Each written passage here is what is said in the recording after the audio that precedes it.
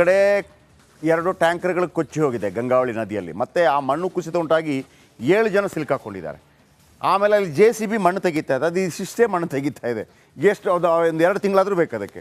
ಆ ದೊಡ್ಡ ಗುಡ್ಡ ನೋಡಿ, ಈ ಥರ ಟ್ರಕ್ಗಳೆಲ್ಲ ಹೋಗುತ್ತೆ. ದಯವಿಟ್ಟು ಪ್ರೈವೇಟ್ ಗಾಡಿ ಬಸ್ಸಲ್ಲಿ ಹೋಗೋರು ದಯವಿಟ್ಟು ನಿಲ್ಲಿಸಿ ಹೋಗೋದನ್ನು ಒಂದು ವಾರದ ಮಟ್ಟಿಗೆ. ಇನ್ನು ಅಂಕೋಲಾದಲ್ಲಿ ಕೂಡ ಒಂದು ರೀತಿಯಲ್ಲಿ ಪ್ರವಾಹ ಉಂಟಾಗಿದೆ.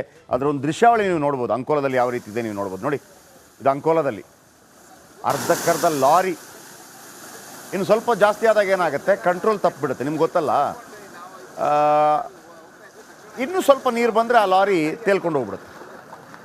ಅಂಕೋಲಾದಲ್ಲಿ ನೀರೇ ನೀರು, ಹೆಂಗೆ ನೀರು ನಿಲ್ಲುತ್ತೆ. ಮತ್ತೊಂದು ಆ ಪ್ರದೇಶ ಎಲ್ಲ ಬೆಟ್ಟ ಗುಡ್ಡಗಳ ಪ್ರದೇಶ. ಏನು ರಣಭೀಕರ ಮಳೆ ಇದು ನೋಡಿ. ಹಾಗಂತ ಮಳೆಯನ್ನು ನಾವು ದೋಷಿಸಬಾರ್ದು. ಮಳೆ ಬಂದ ನಂತರ ತಾನು ಹೋಗುವ ಜಾಗವನ್ನು ಅದು ಮಾಡ್ಕೊಂಡಿರುತ್ತೆ. ಈ ಮನುಷ್ಯ ಅನ್ನೋ ಪಾಪಿ ಇರ್ತಾನಲ್ಲ, ಅವನಲ್ಲಿ ಕಡ್ದು ಗಿಡ್ದು ಎಲ್ಲ ಮನೆ ಎಲ್ಲ ಕಟ್ಟಿ ಅಡ್ಜಸ್ಟ್ ಮಾಡಿರ್ತಾನೆ. ಮಳೆ ಬಂದಾಗ ನಾನು ದಾರಿ ಬಿಟ್ಕೊಡಪ್ಪ ಅಂತೇಳಿ ಹೋಗ್ತಾ ಇರತ್ತೆ.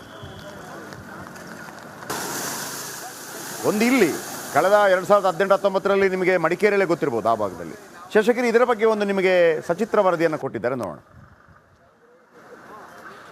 ಉತ್ತರ ಕನ್ನಡ ಜಿಲ್ಲೆಯ ಕಾರವಾರದಲ್ಲಿ ಎಲ್ಲಿ ನೋಡಿದರೂ ನೀರೇ ನೀರು ನೀರು. ನಿರಂತರವಾಗಿ ಸುರಿತಿರುವ ಭಾರೀ ಮಳೆಯಿಂದಾಗಿ ಇಲ್ಲಿನ ರಾಷ್ಟ್ರೀಯ ಹೆದ್ದಾರಿ ಸಂಪೂರ್ಣ ಜಲಾವೃತವಾಗಿದೆ. ಹೀಗಾಗಿ ಕಾರವಾರದಿಂದ ಮಂಗಳೂರು ಸಂಪರ್ಕಿಸುವಂತಹ ಹೆದ್ದಾರಿಯಲ್ಲಿ ಸಂಚಾರ ಅಸ್ತವ್ಯಸ್ತವಾಗಿರುವಂಥದ್ದು ನಾವೀಗ ನೋಡ್ತಾ ಇರ್ಬೋದು. ರಾಷ್ಟ್ರೀಯ ಹೆದ್ದಾರಿ 16ರ ಅರ್ಗ ಬಳಿ ಇದ್ದೇವೆ. ಅರ್ಗದಲ್ಲಿ ಯಾವ ರೀತಿಯಾಗಿ ಮಳೆ ನೀರು ಜಲಾವೃತವಾಗಿ ಇಲ್ಲಿನ ಜನರಿಗೆ, ನಾಗರಿಕರಿಗೆ, ಪ್ರಯಾಣಿಕರಿಗೆ ತೊಂದರೆ ಆಗುತ್ತಿರುವ ದೃಶ್ಯವನ್ನು ನಿಮಗೆ ತೋರಿಸ್ತಾ ಇದ್ದೇವೆ. ಕಳೆದ ರಾತ್ರಿಯಿಂದ ನಿರಂತರವಾಗಿ ಸುರಿತಿರುವ ಮಳೆಯಿಂದಾಗಿ ರಾಷ್ಟ್ರೀಯ ಹೆದ್ದಾರಿ 66ರ ಸಂಚಾರ ಕೂಡ ಅಸ್ತವ್ಯಸ್ತವಾಗಿ ನೋಡ್ತಾ ಇರ್ಬೋದು. ಯಾವ ರೀತಿಯಾಗಿ ಪ್ರಯಾಣಿಕರು, ನಾಗರಿಕರು ಕೂಡ ಯಾವ ರೀತಿಯಾಗಿ ಅಂದರೆ ರಸ್ತೆಯಲ್ಲಿ ತುಂಬಿರುವ ನೀರಿನಲ್ಲಿಯೇ ಹೋಗುತ್ತಿರುವ ದೃಶ್ಯವನ್ನು ನೋಡ್ತಾ ಇರ್ಬೋದು. ಮಹಿಳೆಯರು, ಮಕ್ಕಳು ಎಲ್ಲರೂ ಕೂಡ ಸಾಕ್ತಾ ಇರುವಂಥದ್ದು. ರಾಷ್ಟ್ರೀಯ ಹೆದ್ದಾರಿ 66ರಲ್ಲಿ 2009ರ ಸಂದರ್ಭದಲ್ಲಿ ಇದೇ ರೀತಿ ಹೆದ್ದಾರಿ ಜಲಾವೃತವಾಗಿ ತೊಂದರೆಗಳು ಕೂಡ ಆಗಿದ್ದವು ನೋಡ್ತಾ ಇರ್ಬೋದು. ಇನ್ನೊಂದು ಕಡೆ ಹೆದ್ದಾರಿ ಪಕ್ಕದಲ್ಲಿರುವ ಕೋಸ್ಟ್ ಗಾರ್ಡ್ ಕಚೇರಿ ಇನ್ನೊಂದು ಕಡೆ ಇದೆ, ಇನ್ನೊಂದು ಕಡೆ ಡಾಬಾ ಕೂಡ ಇರುವಂಥದ್ದು. ಡಾಬಾದ ಅರ್ಧದಷ್ಟು ನೀರು ಕೂಡ ಮುಳುಗಿದೆ, ಡಾಬಾ ಕೂಡ ಮುಳುಗಿ ಹೋಗಿರುವಂಥದ್ದು. ಇನ್ನೊಂದೆಡೆ ಚಂಡ್ಯ ನಾಗರಿಕರು ನಿನ್ನೆ ಕೂಡ ಭಾರೀ ಪ್ರತಿಭಟನೆ ಮಾಡಿ ನೌಕಾ ನೆಲೆಯ ಅಧಿಕಾರಿಗಳ ವಿರುದ್ಧ ಆಕ್ರೋಶವನ್ನು ಹೊರಹಾಕಿದ್ರು, ಜಿಲ್ಲಾಡಳಿತ ವಿರುದ್ಧ ಆಕ್ರೋಶವನ್ನು ಹೊರಹಾಕಿದ್ರು. ಆದರೆ ಯಾವುದೇ ಕಾರಣದಿಂದ ನೀರು ಹೊರ ಹೋಗುವ ಕೆಲಸವನ್ನು ಮಾಡಲಿಲ್ಲ. ಹೀಗಾಗಿ ಜನರ ಆಕ್ರೋಶ ಹೆಚ್ಚಾಗಿದೆ. ಮಳೆ ಕೂಡ ಮುಂದುವರಿದೆ. ನೋಡ್ತಾ ಇರ್ಬೋದು, ಭಾರಿ ವಾಹನಗಳನ್ನು ಕೂಡ ಪೊಲೀಸರು ಕೂಡ ಆಯಾ ಸಂದರ್ಭದಲ್ಲಿ ಇಂತಿಷ್ಟು ವೆಹಿಕಲ್ ಅಂತ ಮೂವ್ಮೆಂಟ್ ಕೂಡ ಮಾಡ್ತಾ ಇರುವ ದೃಶ್ಯವನ್ನು ನೋಡ್ತಾ ಇರ್ಬೋದು. ಇನ್ನೊಂದೆಡೆ ರಸ್ತೆಯ ಆ ಬದಿಯಲ್ಲಿ ಕೂಡ ಇನ್ನೊಂದು ಬದಿ ಅಂದರೆ ಮಂಗಳೂರು ಕಡೆಯಿಂದ ಕಾರವಾರಕ್ಕೆ ಬರುವಂಥ ವಾಹನಗಳು ಕೂಡ ಇದಿರುವಂಥದ್ದು. ಇಲ್ಲಿ ದೇವಾಲಯಗಳನ್ನು ನೋಡ್ತಾ ಇರ್ಬೋದು. ವಾಹನಗಳು ಸಂಪೂರ್ಣ ಮುಳುಗಿದೆ. ವಾಹನಗಳನ್ನು ಸಂಪೂರ್ಣ ಮುಳುಗಿರುವ ದೃಶ್ಯವನ್ನು ನಿಮಗೆ ತೋರಿಸ್ತಾ ಇದ್ದೇವೆ. ಜನರು ಕೂಡ ರಸ್ತೆಗೆ ಬಾರದಂಥ ಪರಿಸ್ಥಿತಿ, ಯಾಕಂದರೆ ಎಲ್ಲಿ ನೋಡಿದರೂ ನೀರೇ ನೀರು ನೀರು. ಹೀಗಾಗಿ ಉತ್ತರ ಕನ್ನಡ ಜಿಲ್ಲೆಯ ಅಕ್ಷರಶಃ ಭಾರೀ ಮಳೆಯಿಂದ ತತ್ತರಿಸಿ ಹೋಗಿದೆ ನೋಡ್ತಾ ಇರ್ಬೋದು. ಇನ್ನೊಂದು ಕಡೆ ಪೊಲೀಸರು ಕೂಡ ಆಯಾ ಕಡೆಗಳಲ್ಲೂ ಕೂಡ ಲಾಕ್ ಆಗಿದ್ದಾರೆ. ಸಂಚಾರ ಸುಗಮಗೊಳಿಸಲು ಹರಸಾಹಸವನ್ನು ಕೂಡ ನೋಡ್ತಾ ಇರ್ಬೋದು. ಯಾವ ರೀತಿಯಾಗಿ ರಸ್ತೆಗಳಲ್ಲಿ ನೀರು ತುಂಬಿ ಜನರು ಕೂಡ ತೊಂದರೆಯನ್ನು ಕೂಡ ಅನುಭವಿಸ್ತಿರುವಂಥದ್ದು. ಒಟ್ಟಿನಲ್ಲಿ ಉತ್ತರ ಕನ್ನಡ ಜಿಲ್ಲೆಯಲ್ಲಿ ಕಳೆದ ಕೆಲ ತಾಸುಗಳಿಂದ ನಿರಂತರವಾಗಿ ಮಳೆ ಬರ್ತಾ ಇರುವುದರಿಂದ ಜನರು ಕೂಡ ತೀವ್ರ ತೊಂದರೆಯನ್ನು ಅನುಭವಿಸಿದ್ದಾರೆ, ನಾಗರಿಕರು ತೊಂದರೆ ಅನುಭವಿಸಿದ್ದಾರೆ. ಯಾವಾಗ ಮಳೆ ಕಡಿಮೆ ಆಗಲೆಂದು ದೇವರಲ್ಲಿ ಕೂಡ ಪ್ರಾರ್ಥಿಸಿಕೊಳ್ಳುವಂಥದ್ದು. ಒಟ್ಟಿನಲ್ಲಿ ಉತ್ತರ ಕನ್ನಡ ಜಿಲ್ಲೆಯ ಜನ ತತ್ತರಿಸಿದ್ದಾರೆ ಅಂತ ಹೇಳ್ಬೋದು. ಕ್ಯಾಮ್ರಾ ಪರ್ಸನ್ ಕಿಶನ್ ಗುರು ಜೊತೆ ನಾನು ಶೇಷಗಿರಿ ಮುಂಡಳ್ಳಿ, ರಿಪಬ್ಲಿಕ್ ಕನ್ನಡ, ಕಾರವಾರ. ಈ ಕರಾವಳಿ ಭಾಗದ್ದೇನು ಗೊತ್ತಾ, ಈ ಥರ ಮಳೆ ಬಂದರೂ ಕೂಡ ಸಮುದ್ರ ಇರೋ ಕಾರಣಕ್ಕಾಗಿ ಅದು ಇಳಿಯುತ್ತೆ, ನೆರೆ ಇಳಿಯುತ್ತೆ.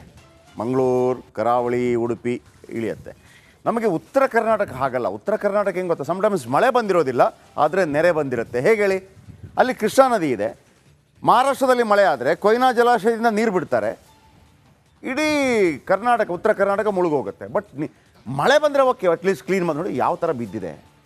ದಯವಿಟ್ಟು ಮತ್ತೊಮ್ಮೆ ಹೇಳ್ತಾ ನೋಡಿ, ಟ್ಯಾಂಕರ್, ಆನೆ ಎಲ್ಲೋ ಬಂದಿದೆ ನೀರಲ್ಲಿ. ದಯವಿಟ್ಟು ನಿಮ್ಮ ಟೂರು ಪ್ಯಾಕೇಜ್ ಎಲ್ಲ ಕ್ಯಾನ್ಸಲ್ ಮಾಡಿ ಮನೇಲಿ ಕೂತ್ಕೊಳ್ಳಿ. ಯಾವ ಮನೆ ಮುಂಜಿ ಏನು ಯಾವುದಕ್ಕೆ ಹೋಗಬೇಡಿ, ಫೋನ್ ಮಾಡಿ ಹೇಳಿ ಬರೋಕ್ಕಾಗಲ್ಲ ಅಂತೇಳಿ. ಆಮೇಲೆ ಮಕ್ಕಳನ್ನೆಲ್ಲ ಟೂರ್ಗೆಲ್ಲ ಕಳಿಸ್ಬೇಡಿ, ಮನೇಲಿ ಕೂರಕ್ಕೆ ಹೇಳಿ ಎಲ್ಲರೂ ಕೂಡ. ರಾಜ್ಯದಲ್ಲಿ ಮಳೆರಾಯ ಅಬ್ಬರಿಸಿ ಬೊಬ್ಬಿರಿತಾ ಇದ್ದಾನೆ. ನಿರಂತರ ಮಳೆಯಿಂದಾಗಿ ಮಳೆ ಬರಬೇಕು, ನೋಡಿ, ಒಂದು ಅತಿವೃಷ್ಟಿ ಅಂತಿದೆ, ಮತ್ತೊಂದು ಅನಾವೃಷ್ಟಿ ಅಂತಿದೆ. ಅತಿವೃಷ್ಟಿ ಅಂತಂದರೆ ಮಳೆ ಜಾಸ್ತಿ ಬರೋದು, ಅನಾವೃಷ್ಟಿ ಅಂತಂದರೆ ಮಳೆ ಬರದೇ ಇರೋದು. ಮಳೆ ಬರದೇ ಸಾಯೋದಿದೆಯಲ್ಲ ಯಾರಾದರೂ, ಅದು ಯಾವತ್ತೂ ಆಗಬಾರ್ದು. ಅದು ಬರ ಅಂತಾರೆ. ಬರಬಾರ್ದು. ಬರ ಬಂದು ಯಾರು ಸಾಯಬಾರ್ದು. ಸಮ್ಟೈಮ್ಸ್ ಏನಾಗುತ್ತೆ, ಅತಿವೃಷ್ಟಿ ಆಗುತ್ತೆ. ಅತಿವೃಷ್ಟಿ ಆದಾಗ ಎಚ್ಚರಿಕೆ ಮಾಡ್ಕೊಳ್ಳೋದಕ್ಕೆ ಅಥವಾ ಎಚ್ಚೆತ್ತುಕೊಳ್ಳೋದಕ್ಕೆ ನಮಗೆ ಅವಕಾಶ ಇದೆ. ಈಗ ಒರಿಸ್ಸಾದಂಥ ರಾಜ್ಯದಲ್ಲಿ 12 ಲಕ್ಷ ಜನರನ್ನ ಒಂದು ಕಡೆಯಿಂದ ಮತ್ತೊಂದು ಕಡೆ ಕರ್ಕೊಂಡು ಹೋಗ್ತಾರೆ. ಹಾಗಾಗಿ ಮಳೆ ಬಂದಾಗ ನಾವು ಎಚ್ಚರಿಕೆಯಿಂದ ಇರಬೇಕು. ಇಡೀ ರಾಜ್ಯಾದ್ಯಂತ ಯಾವ ರೀತಿ ಮಳೆ ಆಗ್ತಾ ಇದೆ, ಬನ್ನಿ ಅದರ ಬಗ್ಗೆ ಒಂದು ಸ್ಪೆಷಲ್ ರಿಪೋರ್ಟ್ ನಿಮ್ಮ ಮುಂದೆ.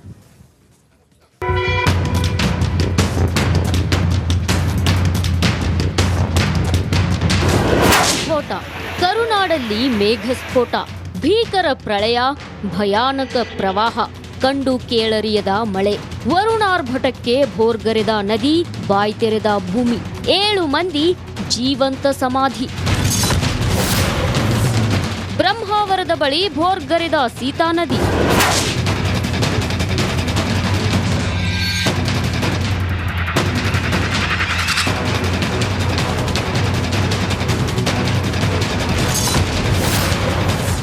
ಉಕ್ಕಿ ಹರಿದ ತುಂಗೆ, ಗ್ರಾಮಗಳು ಜಲಾವೃತ.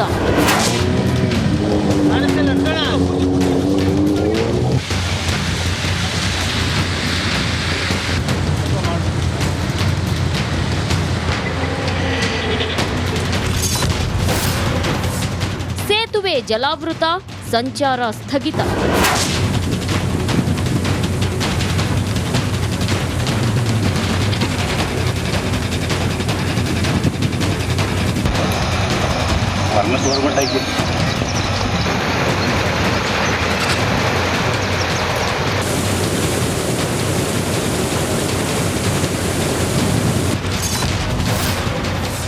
ಬ್ರಿಡ್ಜ್ ಮುಳುಗಡೆ, ಪ್ರಾಣ ಭಯದಲ್ಲೇ ಸಂಚಾರ.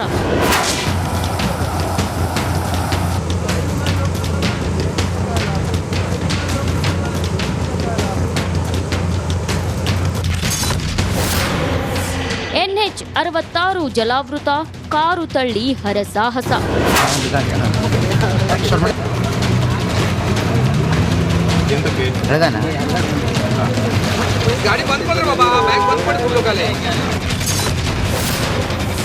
ಪ್ರವಾಹದಲ್ಲಿ ಸಿಲುಕಿದ್ದ ಜನಜಾನುವಾರು ರಕ್ಷಣೆ.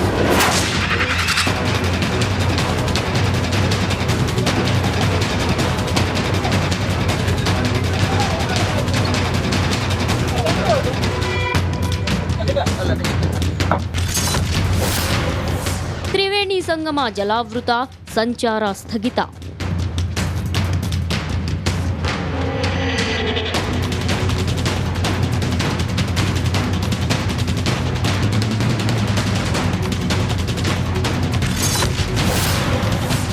ಕುಮಾರಧಾರಾ ನದಿಯಲ್ಲಿ ತೇಲಿ ಬಂದ ಆನೆ.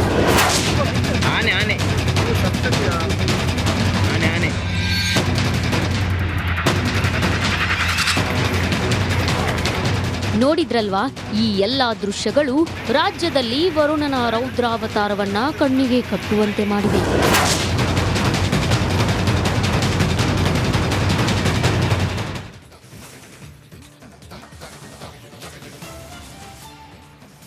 ಓಕೆ, ಈ ದೃಶ್ಯಾವಳಿಯೆಲ್ಲ ನೋಡ್ತಾ ಇದ್ರಲ್ಲ, ಏನು ಅನಿಸುತ್ತೆ ನಿಮಗೆ?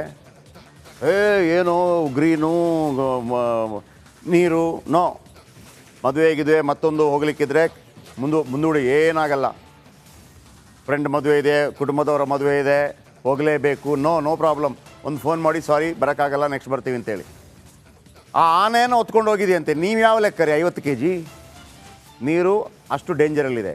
ಇನ್ನೊಂದು ಕಡೆ ನೋಡಿ, ಇದು ಕಾರವಾರದ ಶಿರೂರಲ್ಲಿ ಗುಡ್ಡ ಕುಸಿದು ಟ್ಯಾಂಕ್ ಗಂಗಾವಳಿ ನದಿಗೆ ಬಿದ್ದಿದೆ. ಅದು ಒಂದಲ್ಲ, 2 ಟ್ಯಾಂಕರ್ಗಳು ನೀರಿಗೆ ಬಿದ್ದಿದ್ದು ನೋಡಿ. 2 ಟ್ಯಾಂಕರ್ ಸರ್, ಗುಡ್ಡ ಕುಸಿದು ಬಿದ್ದಿರುವಂಥದ್ದು.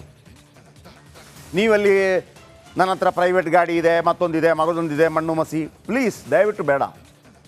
ಏನಿದ್ರು ಕೂಡ ಮನೇಲಿ ಆರಾಮಾಗಿರಿ.